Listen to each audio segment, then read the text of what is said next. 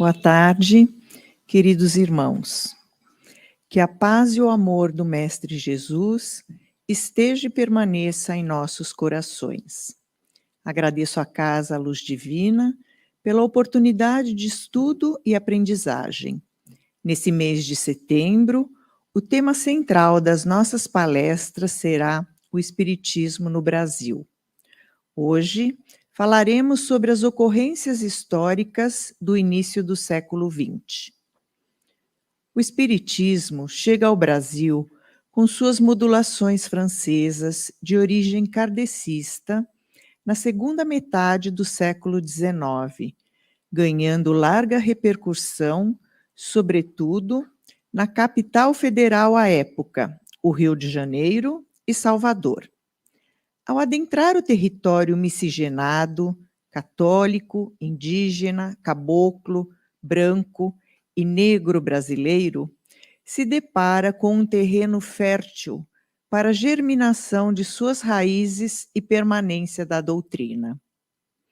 A produção bibliográfica dos espíritas é fator de muito orgulho para os devotos e membros do espiritismo, e são exemplos explícitos do fazer científico, tão valorizado por Kardec.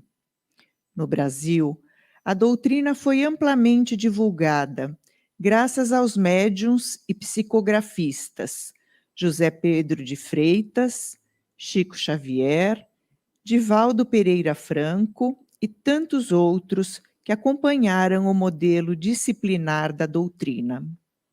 Contudo, comprovando o que pensam muitos autores especializados na doutrina espírita, o Espiritismo no Brasil endossa a ideia da existência de um ethos nacional, ou seja, coisas que ocorreram passado, acontecem no presente e se repetirão nos dias de amanhã.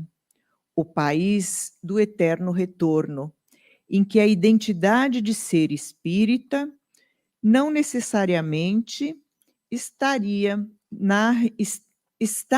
na esteira da religião, mas está mais próxima dos simbolismos e das compreensões místicas, dos ritos, das cosmologias, ou seja, mais íntima do pluralismo histórico, cultural, racial e religioso do Brasil.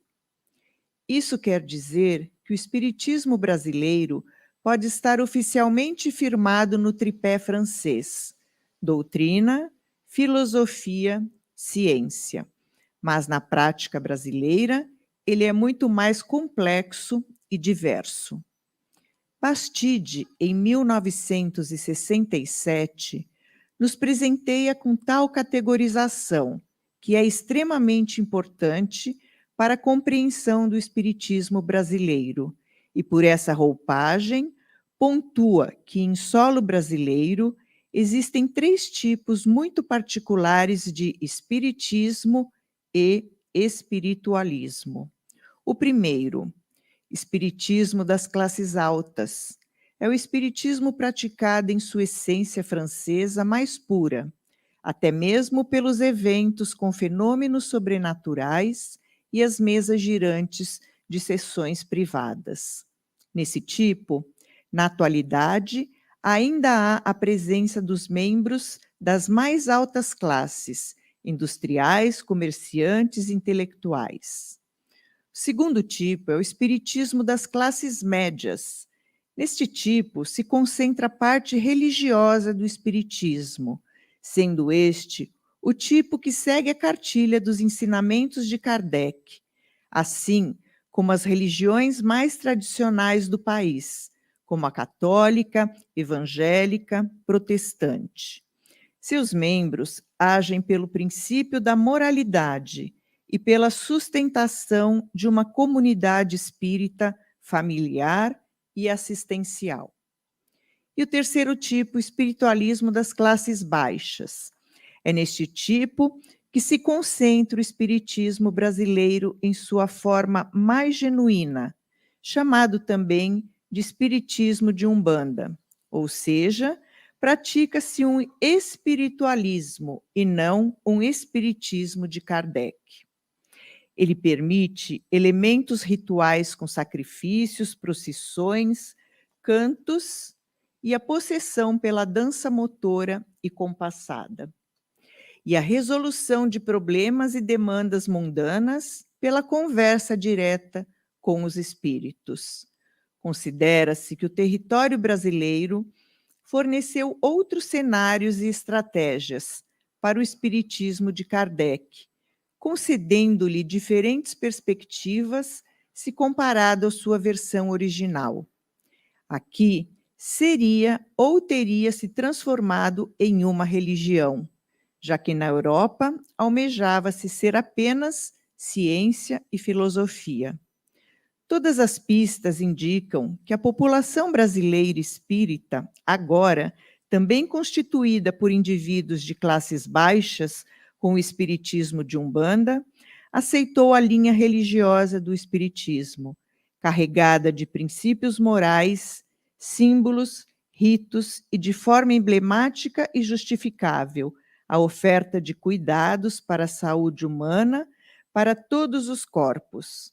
Vestidos pelo assistencialismo, os espíritas encontraram terreno fértil para o crescimento e a consolidação da doutrina. Investidura ainda presente nos centros espíritas espalhados pelo território, que organizam e distribuem doações de roupas e alimentos, além do atendimento psicossocial, grupos de estudos e catequese. As primeiras casas federativas. O primeiro passo em prol da unificação do movimento espírita aconteceu no primeiro Congresso Espírita Brasileiro, onde foi criado o Centro da União Espírita do Brasil, sob a direção de Torteroli. Infelizmente, porém, não passou de mera tentativa, devido à própria incipiência do movimento e da luta ideológica, já dividia os espíritas em místicos e científicos. Os místicos supervalorizavam o lado religioso da doutrina espírita, enquanto os científicos a entendiam como ciência, filosofia e moral. Por afinidade ideológica, a quase totalidade dos místicos gostava de Os Quatro Evangelhos de Rostang, enquanto a maioria dos científicos não aceitavam a obra. Por causa do fracasso do Centro da União e das divisões internas do movimento, Augusto Elias da Silva, o criador do Reformador, na época um jornal, pensa em fundar outro centro unificador. Decidem fundar uma nova instituição que não fosse nem mística, nem científica. A fim de congregar todos os grupos existentes, ela devia ser ideologicamente neutra. Então é fundada a Federação Espírita Brasileira, tendo como primeiro presidente o Marechal Everton Quadros e como segundo presidente o famoso médico e deputado Adolfo Bezerra de Menezes. Bezerra sugere criar um novo centro federativo, chamado de Centro Espírita Fraternidade, e entregou-se de corpo e alma ao trabalho da unificação. Dividiu os centros em categorias e instalou a Escola de Médiuns. Também pretendia lançar uma revista de estudos práticos, fazer conferências públicas e realizar experimentações científicas. No entanto, seu esforço foi inútil. Os melindres pessoais não permitiram a divisão dos centros em categorias. A escola de médiuns foi instalada, mas pouquíssimos alunos procuraram o curso. Por sua vez, os dirigentes não apareciam nas reuniões de diretoria. Os místicos acharam o programa do centro muito científico e estes não prestigiaram o empreendimento. Desapontado, Bezerra fechou a casa, abandonou o trabalho de unificação e passou a frequentar exclusivamente o Grupo Ismael, também chamado de Grupo dos Humildes ou Grupo do Saião, principal reduto dos místicos. Quando é promulgado o Código Penal da República, que maldosamente associa a prática do espiritismo a ritual de magia e adivinhações, vários companheiros foram presos no Rio de Janeiro. Preocupado com possíveis focos de resistência ao regime, o governo autoriza a polícia a invadir reuniões e residências à procura de opositores. Para evitar confusões, muitos centros decidiram fechar temporariamente. Nessa época, os espíritas apresentaram um novo protesto ao Congresso Nacional contra o Código Penal. O esforço foi inútil. Vitimado por dificuldades externas e internas, o jornal O Reformador deixa de circular. Apenas Bezerra de Menezes se mantém firme na sua coluna semanal em O País. No ano seguinte, o jornal O Reformador volta a circular e a diretoria retoma seu programa de neutralidade entre místicos e científicos. A proposta foi defendida no editorial intitulado Sectarismo. O espírita está em seu verdadeiro posto quando se coloca entre o homem de ciência e o homem de fé, não possuindo as crendices de um, nem as negações do outro. Não nos desviemos do nosso lugar. Postos entre a fé e a razão, evitemos os exageros da intolerância, pois é ela o verdadeiro inimigo. Com a aceitação da tríade ciência, filosofia, religião, os termos místicos e científicos acabaram caindo em desuso, até desaparecer. Em 1904, já circulavam no país 19 periódicos dedicados ao espiritismo. Em 1912, é fundado na cidade do Rio de Janeiro o jornal espírita Aurora, por Inácio Bittencourt. Sob a sua presidência, será fundado em 1919 o abrigo Teresa de Jesus, tradicional obra assistencial que chegou aos nossos dias. O Jornal do Brasil publicou entrevista com o escritor Coelho Neto em 1923, anteriormente intransigente adversário do espiritismo. Após sua adesão à doutrina espírita, o Serviço de Mediunidade Receitista da Federação Espírita Brasileira atingiu o seu mais alto número de consultas, com quase 400 mil pessoas atendidas. Fora do Distrito Federal, destacam-se neste período, em São Paulo, Batuíra. Funda o grupo espírita Verdade e Luz e um periódico com o mesmo nome em 1890. No Recife, a fundação da Associação Espírita Deus e Caridade dos Aflitos, em 1894. No Recife, a fundação da Federação Espírita Pernambucana, em 1904.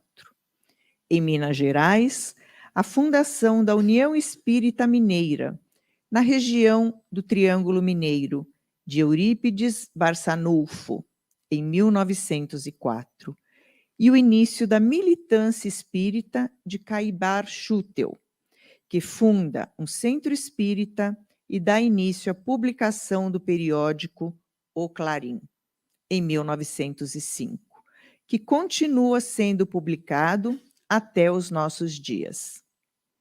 Ainda em Minas Gerais, inicia-se em 1916 a psicografia da médium Zilda Gama, de mensagens assinadas pelo espírito de Vitor Hugo. Também em Minas Gerais, em 1926, a médium Ivone de Amaral Pereira frequenta o Centro Espírita de Lavras, começando a receber, através da sua mediunidade, mensagens de espíritos de suicidas. No ano seguinte, 1927, ocorre a primeira sessão espírita na residência dos Xavier, em Pedro Leopoldo, que daria origem ao Centro Espírita Luiz Gonzaga, presidido por José Cândido Xavier, irmão do médium Francisco Cândido Xavier. Em São Paulo, a fundação da União Espírita de São Paulo, em 1908, e posteriormente os fenômenos mediúnicos de Carmine Mirabelli. Em Salvador, na Bahia, a fundação da Federação Espírita do Estado da Bahia, em 1915. Em Matão, em São Paulo, o lançamento da Revista Internacional de Espiritismo, sob a direção de Caibar Schutel, em 1925.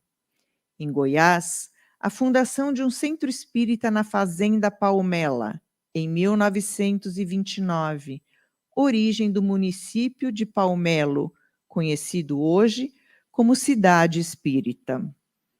Remontam ainda à primeira década do século XX as primeiras grandes dissidências no movimento espírita, a primeira em Niterói,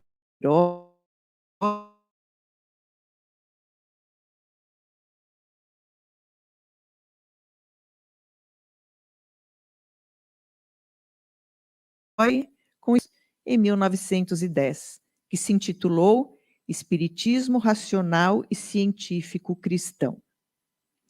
Desde a década de 1920, registravam-se no Brasil choques entre espiritismo e a psiquiatria, que só vieram acabar por volta da metade do século XX, devido a avanços com as pesquisas realizadas entre as décadas de 1950 e 1960 sobre a mediunidade no país, pelo sociólogo e etnólogo francês Roger Bastide, que demonstrou os preconceitos e discriminações nos estudos anteriores sobre o tema.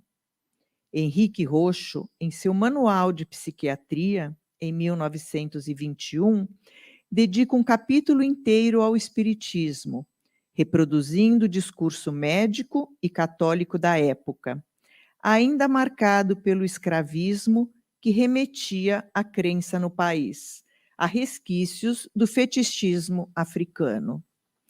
O doutorando apelava à Liga Brasileira de Higiene Mental e à Igreja Católica para sensibilizarem a opinião pública e os poderes constituídos, propondo mesmo uma semana anti-espírita. Neste mesmo ano de 1931, Murilo de Campos e Leonídio Ribeiro publicam o livro Anti-Espiritismo, o Espiritismo no Brasil, buscando relacionar o espiritismo com a medicina, e onde se lê: a prática do espiritismo é um problema de polícia, é crime contra o Código Penal. É ainda em 1931 que o espírito Emmanuel se apresenta ao médium Francisco Cândido Xavier, iniciando-se um trabalho conjunto que se estenderia até quase o fim da vida do médium. No ano seguinte, a Federação Espírita Brasileira lançou a obra Parnaso de Além-Túmulo, em 1932, pela psicografia de Francisco Cândido Xavier, com grande repercussão na imprensa brasileira. Em 1933, foi fundada em São Paulo a União Federativa Espírita, filiada à Federação Espírita Brasileira. Mais tarde, em 1936, no mesmo estado, foi criada a Liga Espírita, filiada à Liga Espírita do Brasil. No mesmo ano, pela Rádio Cultura de Araraquara, no interior do estado de São Paulo, Caibar Schutel iniciou o primeiro programa radiofônico espírita no país. quando da implantação do Estado Novo no país, em 1937, a repressão ao espiritismo aumentou. A própria Federação Espírita Brasileira foi fechada pela polícia e reaberta 3 dias depois. No ano seguinte, vem a público a obra Brasil, Coração do Mundo, Pátria do Evangelho, também pela psicografia de Francisco Cândido Xavier, atribuída ao espírito de Humberto de Campos. A obra narra a formação do Brasil sob a perspectiva espírita, pela qual as entidades espirituais teriam influenciado os principais eventos da história pátria, desde o desvio da Rota de Cabral à abolição da escravatura, profetizando-lhe um lugar de destaque entre a cristandade. O ano de 1939 foi marcado pela realização do primeiro Congresso Brasileiro de Jornalistas e Escritores Espíritas. A década encerrou-se com a reforma do Código Penal, que deixou de criminalizar explicitamente a prática do espiritismo. Ainda assim, no ano seguinte, todos os centros espíritas da então capital federal foram suspensos por portaria da polícia, do mesmo modo que todos os templos afro-brasileiros. No Rio de Janeiro, foi fundada a Sociedade de Medicina e Espiritismo do Rio. Também a partir de 1943, o espírito André Luiz, através da mediunidade de Francisco Cândido Xavier, inicia uma série de livros que abordam a vida no plano espiritual. A primeira obra, Nosso Lar, foi lançada no Rio de Janeiro no ano seguinte, em 1944. Em 1945, foi fundado o Hospital Espírita Pedro de Alcântara, no Rio de Janeiro. Neste ano, iniciou-se em São Paulo, por iniciativa de suas federações, um novo processo pela unificação do movimento espírita no país, que dará lugar ao primeiro Congresso Espírita do Estado de São Paulo, pró-unificação. Com o fim do Estado Novo, a Constituição Brasileira de 1946 garantiu ampla liberdade religiosa no país.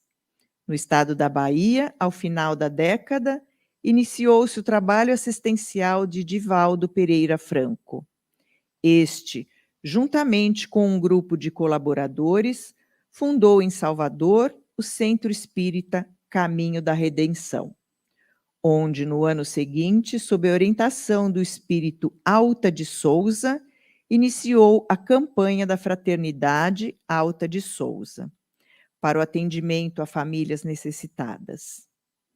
Dada a movimentação paulista em favor da unificação, tem lugar, no Rio de Janeiro, o evento mais importante do período, a aprovação dos 18 itens do Pacto Áureo, considerado o mais importante documento do movimento espírita no país, em 1949.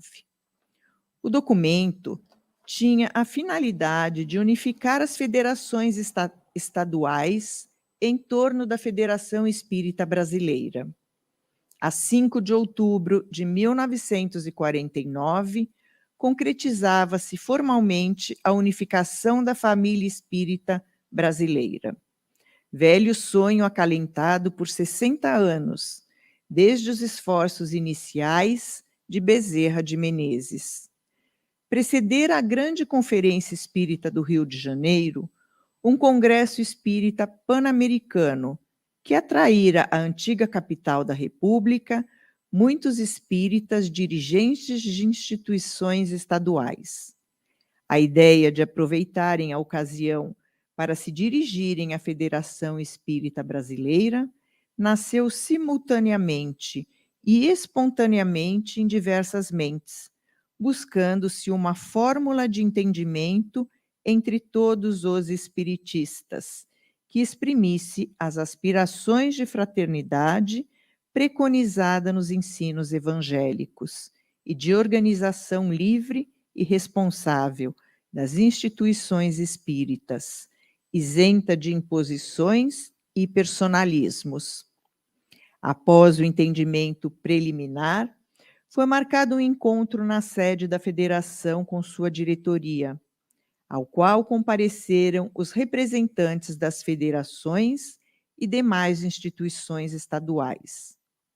O encontro ficou conhecido como Grande Conferência Espírita do Rio de Janeiro, tendo sido lavrada a célebre ata com os pontos essenciais sobre os quais se assentavam o acordo da unificação.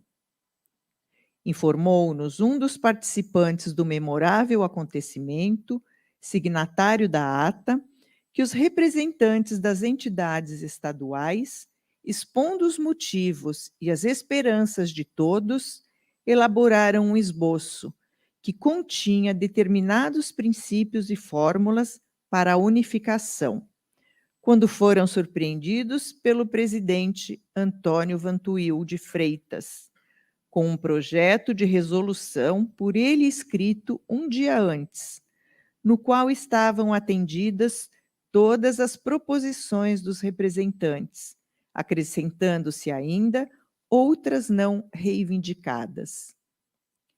Essa circunstância proporcionou grande alegria a todos, facilitando os entendimentos e a concórdia, com a aprovação do projeto do presidente.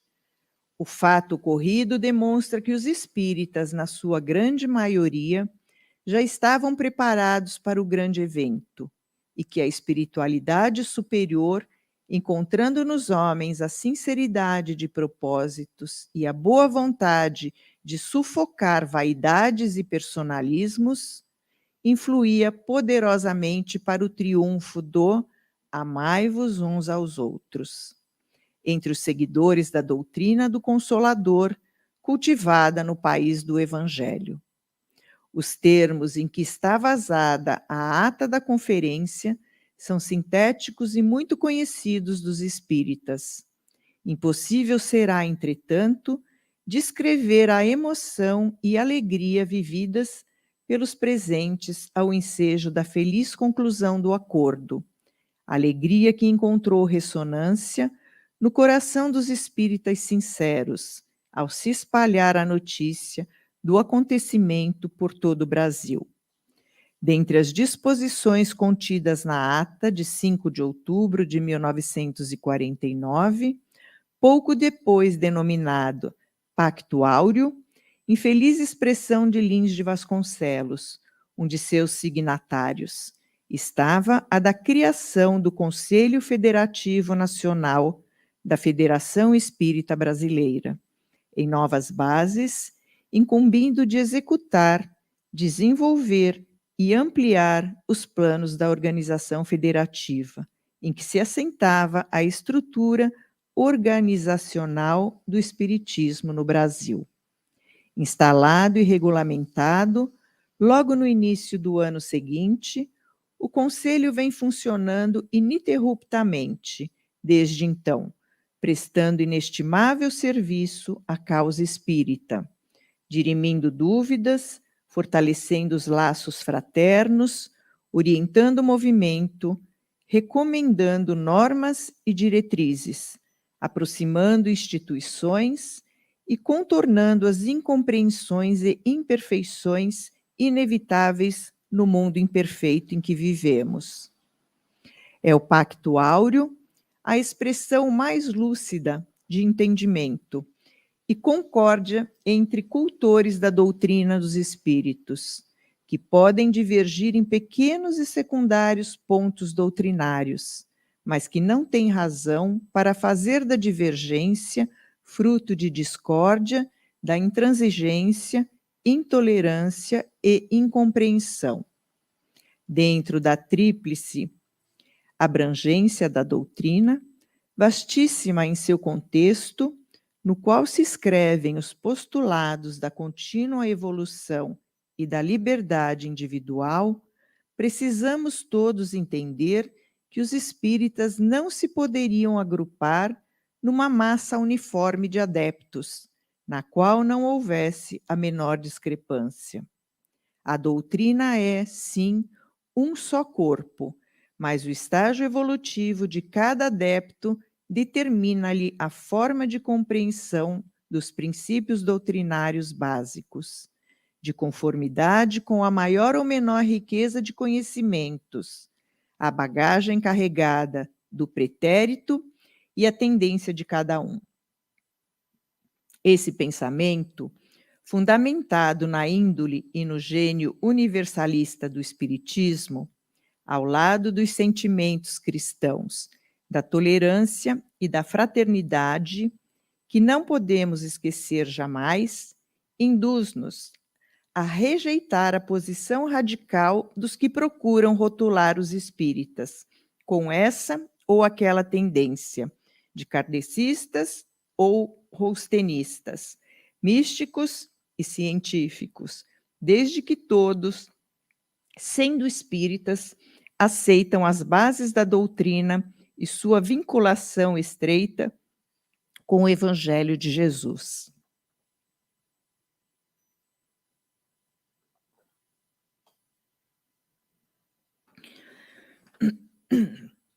Dentro dessa constante,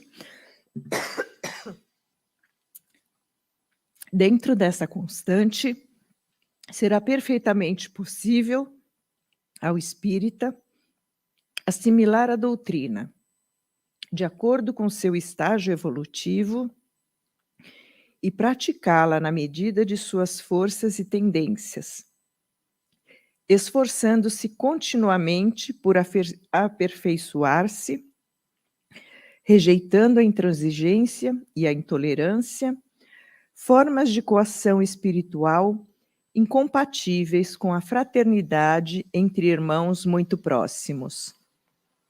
O Pacto Áureo veio compatibilizar a vivência da doutrina dentro do princípio da liberdade, sem exclusão do amor fraterno, tornando viável o que parecia inconciliável. Após sua vigência, todo o movimento espírita brasileiro conheceu nova fase de crescimento, de cooperação e de expansão. Obrigada pela atenção de todos. Uma boa reunião.